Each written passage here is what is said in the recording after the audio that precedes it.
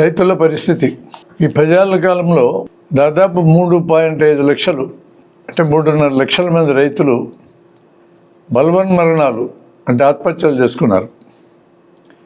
Swaminathan committee రైతులు జీవించడానికి అవసరమయ్యే కొన్ని సిఫారసులు చేసింది. ఆ సిఫారసుల్లో ముఖ్యమైనవి ఏంటంటే పంటలు పండించడానికి అవసరమైన ఇన్పుట్స్, విత్తనాలు, పురుగు మందులు, ఎరువులు వగైరా ఇలాంటివన్నీ, పంట పండించడానికి అవసరమయ్యే కూలీలు, రైతే స్వయంగా పండిస్తే తన భార్య పిల్లలు అందరూ పొలంలో పనిచేస్తారు. ఒకవేళ కౌలుకు తీసుకుంటే ఆ కుటుంబం పొలం మీద పనిచేస్తుంది. కౌలుకి తీసుకున్న సందర్భంలో కౌలుకే ఖర్చు, ఈ 3 ఖర్చులు ఇన్పుట్స్, లేబరు లేదా కూలీ, కౌలుకే ఖర్చులు, ఈ 3 ఒక్కొక్కటి 100 అనుకుంటే 300 అవుతుంది. దీని మీద 1.5 రెట్లు ఆదాయంగా రైతుకు వస్తే అది గిట్టుబాటు అవుతుంది అన్నాడు ఆయన. అలా ఇవ్వకపోగా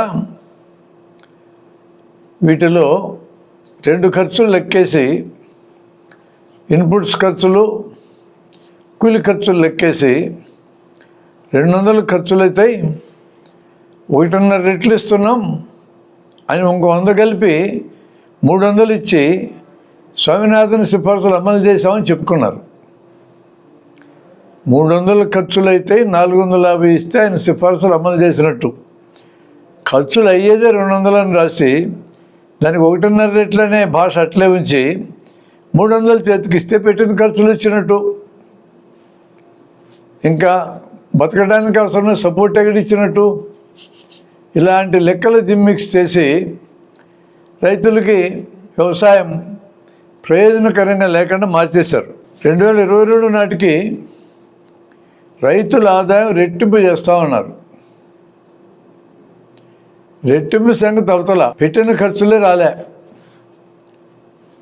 గిట్టుబాటు ధరలు లేవు, మద్దతు ధరలు లేవు. రైతుల రుణాలు మొత్తం రద్దు చేస్తూ ఉన్నారు.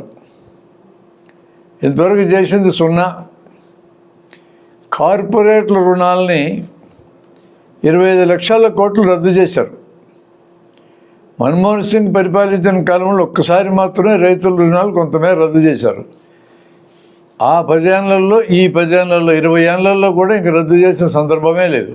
ప్రతి రైతు కుటుంబానికి 1 లక్ష రూపాయలు వడ్డీ లేని రుణం ఇస్తూ ఉన్నారు. ఎక్కడిచ్చినారో ఎవరికీ తెలియదు. చేసిందేంటి? వ్యవసాయం యొక్క వార్షిక బడ్జెట్లో 3వ వంతు కోత పెట్టారు. ఉపాధి హామీ పథకంలో 2.7 లక్షల కోట్లు ఇవ్వాల్సింది 73,000 కోట్లు కోత పెట్టారు.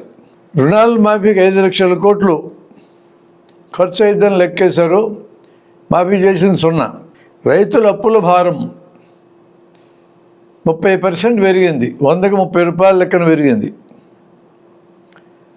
3 రైతు చట్టాలు కార్పొరేట్ల కోసం చేశారు.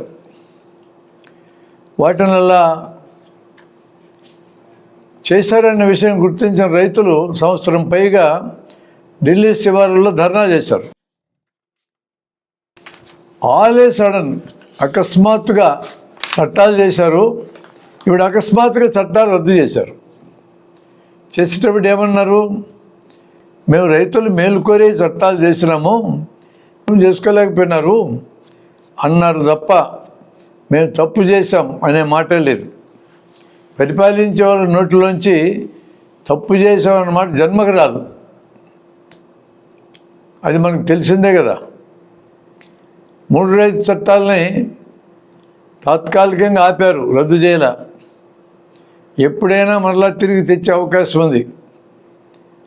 ఆ చట్టాల వలన దాదాపు 18 లక్షల కోట్ల విలువైన వ్యవసాయ రంగాన్ని అదానీ, అంబానీ లాంటి కార్పొరేట్లకి అప్పచెప్పాలనేదే ప్రభుత్వం యొక్క వ్యూహం తప్ప రైతులకు మేలు చేద్దామని కాదు. ఇప్పటికీ లేబర్ ఇంటెన్సివ్గా ఉండే ఈ దేశంలో, వ్యవసాయం మీద 160 మంది ఆధారపడి ఉన్నటువంటి దేశంలో వ్యవసాయాన్ని జీవించడానికి అనువైన అంశం కింద మారిస్తే జనం బతుకుతారు. కానీ ఒక పక్క వినిమయతత్వంతో జనానికి ఆశలు కల్పించి మీ పిల్లలు బ్రహ్మాండంగా చదువుకొని పట్టణాలకు వచ్చి నివసించండి, పల్లెలను ఖాళీ చేయండి అని చెప్తూ మరోపక్క వ్యవసాయం మీద బతకడానికి ఏమాత్రం అవకాశం లేని పరిస్థితులు తయారు చేస్తూ వచ్చారు. వాళ్ళకి వ్యవసాయం తప్ప ఇంకేం చేత కాదు. నష్టాలు మరీ మరీ వస్తున్నా మళ్ళీ వ్యవసాయమే చేస్తున్నారు. ఎక్కడి దాకా అంటే బతుకు మీద ఆశ ఉన్నంతకాలం వ్యవసాయం చేస్తారు, ఆశపోతే ఆత్మహత్య చేసుకుంటారు. అసలు ఒక దేశంలో రైతుల ఎడల ప్రభుత్వాలు వహించవలసిన దృష్టి ఇదేనా?